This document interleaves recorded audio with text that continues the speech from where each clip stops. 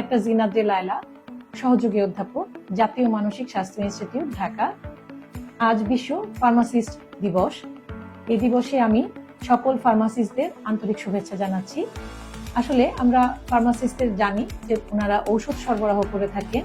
আমি বলবো ওনারা শুধু ঔষধ সরবরাহকারী নন, ওনারা কিন্তু একটি ঔষধের বিভিন্ন তথ্য কিন্তু আমাদের চিকিৎসক এবং রোগীদের কাছে সরবরাহ করে থাকেন, যা আমাদের চিকিৎসা ক্ষেত্রে খুব গুরুত্বপূর্ণ একটি কাজ।